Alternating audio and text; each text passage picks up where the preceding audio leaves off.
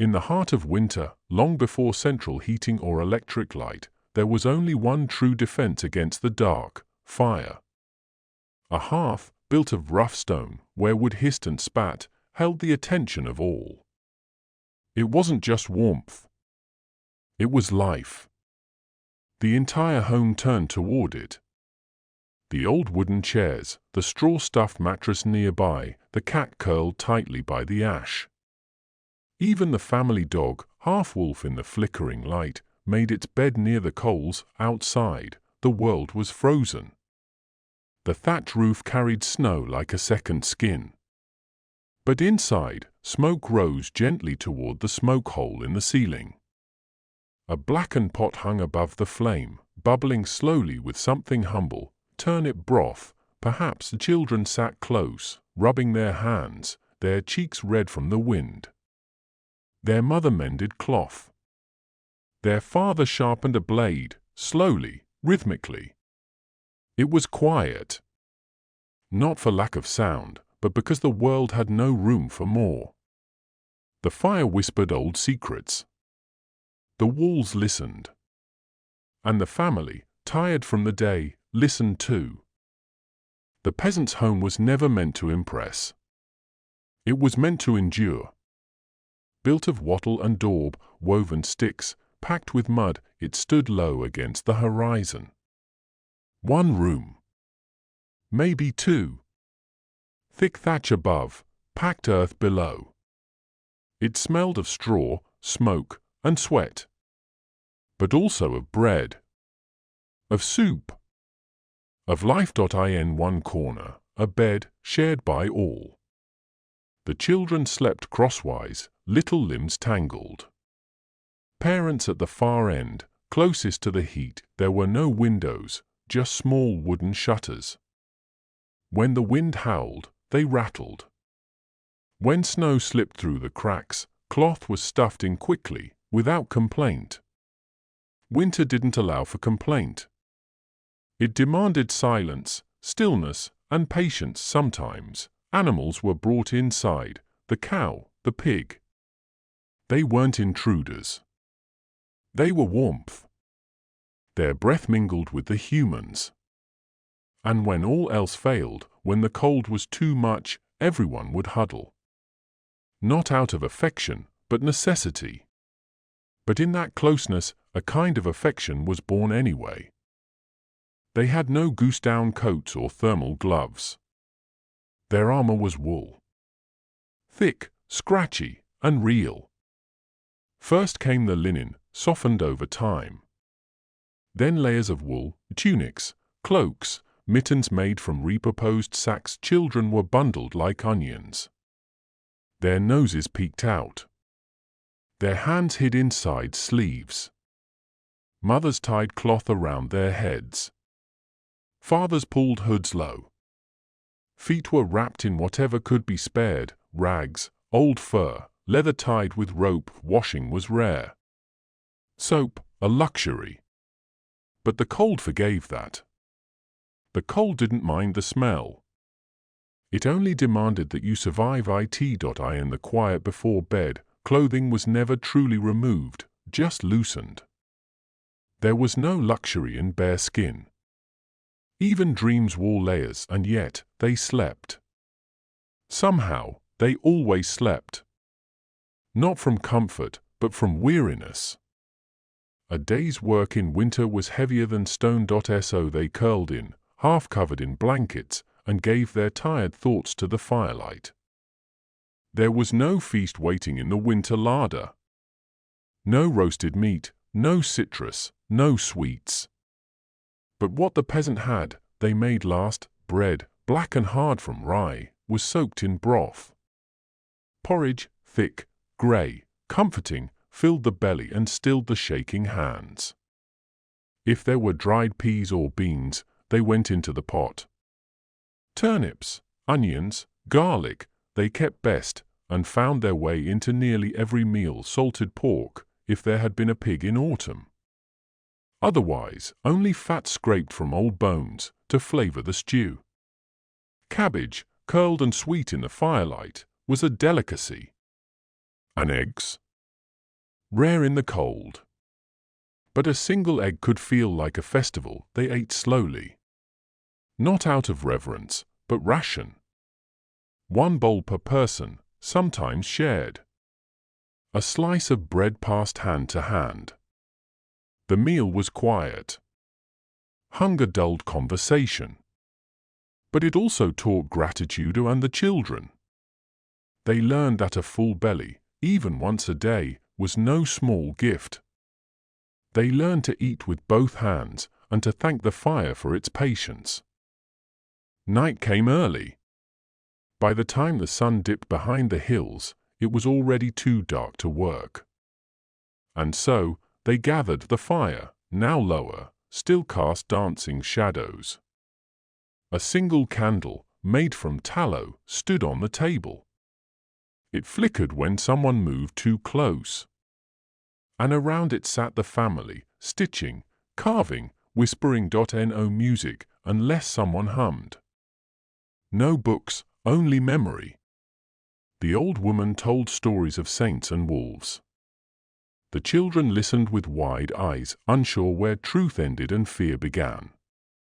A man might sharpen tools. A girl might spin wool. And a baby might sleep through it all, wrapped in cloth, dreaming of warmth. Outside, the snow fell. It coated the world in silence, and that silence crept into the home. Even the fire seemed to hush. No one rushed to bed. But when the candle burned low, and the last yarn was wound, they moved quietly. Each body found its place near the coals. And sleep came like a second snowfall, soft, slow, and covering everything. Some nights were worse than others. Some nights, the wind slipped past every crack and whispered in your ear. Some nights, the frost came in, not just on the windows, but on the sheets. It clung to wool, turned breath into mist, made toes curl under rags. The fire, no matter how lovingly fed, could not keep up. And so, they shared heat the only way they knew, together. 3 for 2 a bed. Sometimes more. There was no shame in it. It was survival. Dogs were allowed in, even the big ones. They pressed close to the smallest children. Cats curled between necks and shoulders. Chickens sometimes roosted inside. All things living, together, like a ship against the cold tide. Sometimes, someone woke coughing. Sometimes, the fire hissed and died. Then a figure, father, perhaps, rose in the dark to feed it. He would move silently, so as not to wake the others. He would kneel, add a stick or two, whisper to the coals. And the orange glow would return, just enough to hold back the dark.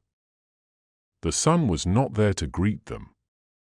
Most winter mornings began in shadow. The hearth had cooled. The ashes were grey and dull, and yet someone stirred. The oldest, perhaps. Or the one with the strongest sense of duty. A hand reached into the ash, feeling for warmth. A breath blew life into the ember.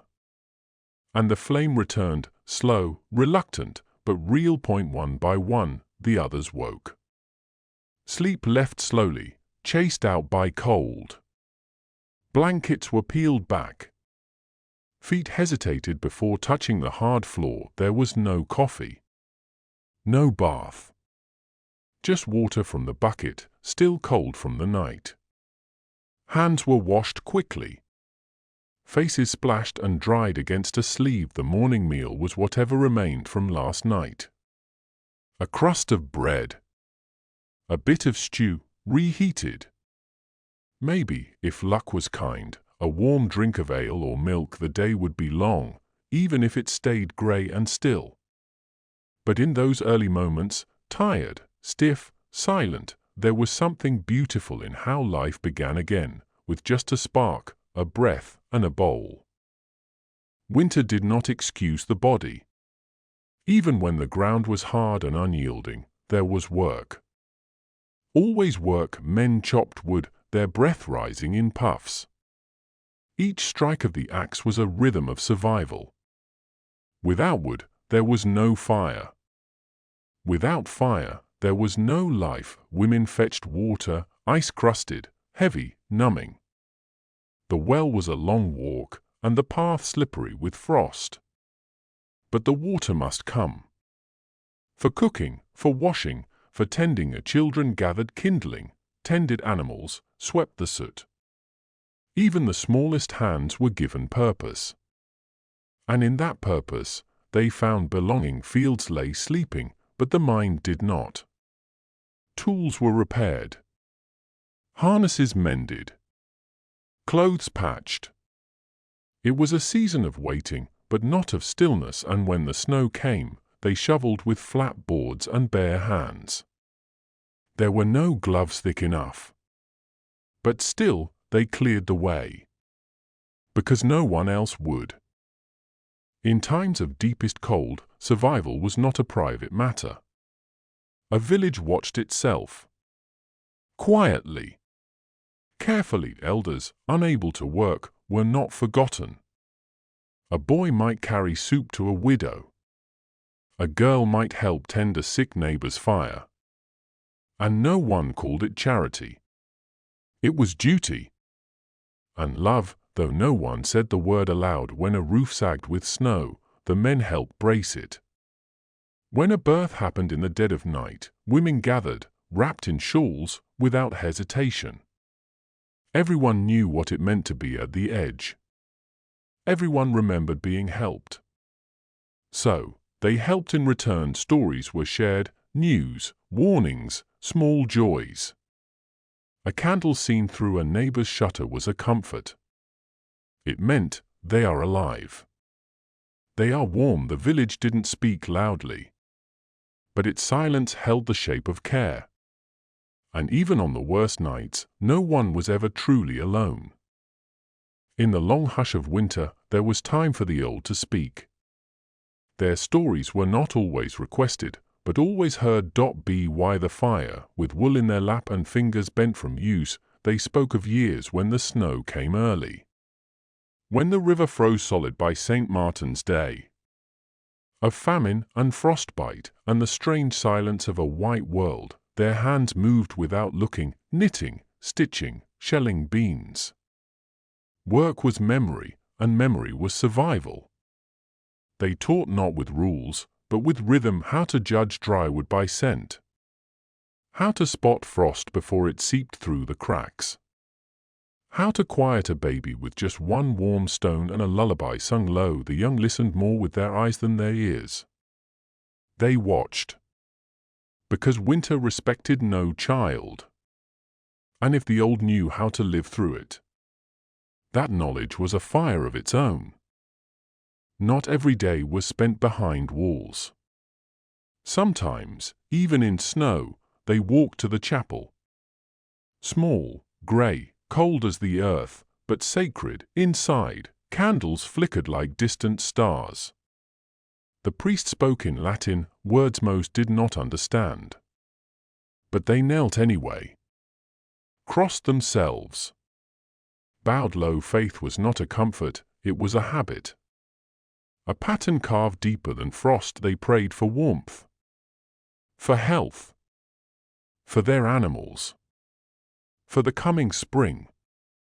They prayed for the dead, too, whose graves lay hidden beneath snowdrifts, but whose names were still spoken in the hush of breath. Children played in the aisles when no one was watching. The old sat near the front, leaning heavy on their canes.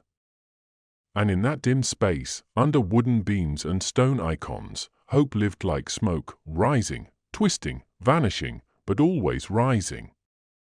Outside, the world slept. Fields lay bare, blanketed in snow and silence. Trees stood still, branches burdened with ice. Even the birds had quieted, save for the crows, who watched from rooftops like old judges, and nothing grew. Nothing bloomed. And yet, the people waited without fear, for they knew this stillness was not death. It was rest. The earth breathed slowly, deeply beneath the crust of frost. Seeds waited. deep in the roots, life held fast. And so the people waited too. They measured time not by clocks, but by the length of a candle, the depth of a snowdrift, the tilt of the sun at midday. They knew the cold would pass. It always had. And when it did, the soil would soften, and the world would wake.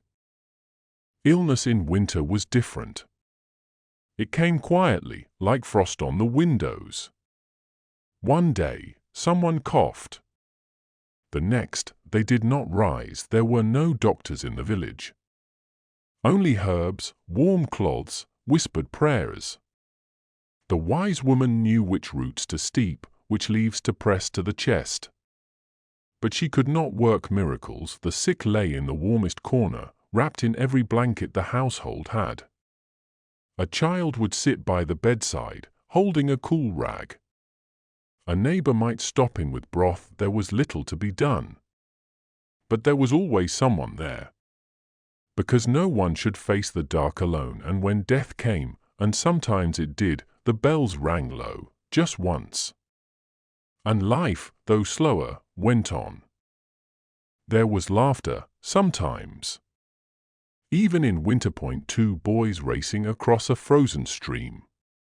A girl making faces behind the priest's back. An old man telling a story that was far too wicked for the children, but they listened anyway. Laughter warmed the chest. It reminded people that they were not just surviving. They were still living. Friends visited each other in the evenings, walking carefully with lanterns in hand. They brought bread, or stories, or just silence to share. They sat near the fire and spoke of the weather as if it were an old, tired god. Even love bloomed, shy and clumsy. A look exchanged over soup. A shared walk to the well. Hands brushing in the cold, neither pulling away. Winter was cruel. But within it, gentleness still grew. Sometimes, despite every effort, the fire went out. Perhaps the wood was too damp.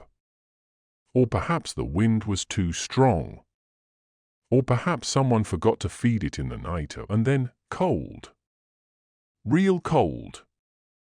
Not the kind that tingles the fingers, but the kind that crawls into the chest. The family woke to silence. No crackle. No warmth. Only frost on the floorboards. Breath visible in the air, and so began the rush. Flint and tinder. Bark and straw. A prayer with every spark. Fingers trembling, not from fear, but from numbness. It might take minutes. It might take hours. But when the flame finally returned, even the smoke smelled like salvation. The fire was not just heat. It was the soul of the house. And the house only lived if the fire lived too. Children did not fear the cold the way adults did. They knew it, but they danced with it. They ran through snowdrifts, squealing. They carved shapes in frost. They turned icicles into swords and snow into castles. Their cheeks glowed red. Their hands were raw and bright. But their laughter, it cut through the cold like a bell. Still, mothers watched the wind with wary eyes. Too much play, too little caution, and the chill could sink in deep. Chilblains. Fevers. The long quiet of sickness, and so they were called in. Wrapped in cloaks. Sat near the fire. Fed hot broth, even if they protested, because even if winter was a playground, the line between joy and danger was thin. And mothers always knew where it lay. At night, the cold seemed to press harder. As if it were testing the walls. Testing the people, and so they drew close. Not for warmth alone, but for peace. The blanket was never enough. It barely covered two. So they layered it with cloaks, shawls, anything. They lay like puzzle pieces. Shoulder to shoulder. Knee to knee. A tangle of breath and quiet dreams. Sometimes, one would whisper into the dark. A hope. a fear, a memory. And another would answer, not with words, but with the press of a hand under that shared blanket. They were not just bodies. They were a small, defiant warmth against the vastness of winter. Every home had a watcher. Not always named. Not always chosen. But someone who stirred when others slept. They checked the fire. Listened to the wind. Watched the shutter creak with frost. They sat by the door, wrapped in furs. A candle lit beside them, its flame bending toward the wall. They thought of wolves. Of thieves. Of storms. Not out of fear, but vigilance, and sometimes nothing came. Nothing but the night. And still, they watched because winter was not just cold. It was a test. And the watcher was the quiet answer. Once each year, even in the depths of cold, the village lit every candle. The Feast of Light. A day when the sun stood still and they asked it to return. They sang, even if off-key. They danced, even if stiff with cold. They cooked the last of their honey, and apples baked in ash. Children wore crowns of straw. The old smiled through missing teeth. And for one night, the darkness did not feel so heavy. The fire burned brighter. The wine flowed freely, thinned but warm. Stories were told louder, and no one watched the clock because they had survived this far. And that, in itself, was worth celebrating. It came quietly. One morning, as the mist lifted, a sound, a song. Not from a child. Not from a fire. But from the trees. A bird, its tune small. Hesitant. Almost shy. But it was enough. The children noticed first. They pointed, wide-eyed, as if the sky had spoken. The old nodded. They had heard this before. It meant something was changing. The snow did not vanish that day. Nor the wind. But something had shifted, and for the first time in many long weeks, the villagers looked not down into the fire, but up, toward the light. It began beneath the snow. Invisible. Unfelt, but slowly, the ice loosened its grip. Drips echoed from rooftops. Puddles formed where once there was only white. The earth stirred, shyly. Dark, rich mud peeked through the slush. And footsteps grew softer, not from snow, but from water. Children returned outside, this time without fear. They splashed and laughed. They made boats from bark and raced them through the streams. The old ones stood in doorways, arms crossed, breathing deep. The cold was not yet gone. But it was losing, and in the fields, far from sight, the seeds beneath began to dream. It began not with thunder, nor with song, but with the smallest sound in the stillness. Drip, drip, drip. Icicles cried in the morning light, and their tears landed on cold stone. A rivulet formed beneath the eaves. No fanfare, just water finding its way home. Snow began to recede from rooftops, not all at once, but in quiet surrender. Patches of earth peeked through, not green, not yet, but brown, damp, and full of promise. The air had changed. It no longer it brushed, and though no one spoke of it aloud. They noticed. A woman stepped outside without a shawl. A child stood still long enough to smell the air, and the blackbird returned, perching boldly on the fence post as if it had never left. The people didn't cheer, not yet. They had learned not to trust too soon, but in their eyes, just behind the watchful caution, there was hope. The time between winter and spring was brief, but precious. A window where the body could move again, and the fingers thawed. Clothes were patched, finally dry. Tools were cleaned, blades honed. The cart was checked. The harnesses inspected. Children gathered twigs for kindling, not in panic, but habit. Mothers opened the shutters just a little more, letting light in. Letting dust dance. The animals grew restless. They sniffed the air as if it smelled different now. And it did. The barn doors creaked open. And breath met breath, beast and man and wind. All ready to begin again. This was not celebration. It was preparation. Because spring, like winter, demanded everything. After weeks of stillness, the cottage stirred with new purpose. It wasn't loud, but it was constant. Thread moved through cloth, blades slid along whetstones, windows creaked open for the first time in many days, letting in light thick with dust and memory. Boots were inspected, blankets folded, the last of the winter stores measured and counted with care. Children helped, though their minds were already in the fields. They tied kindling in neat bundles.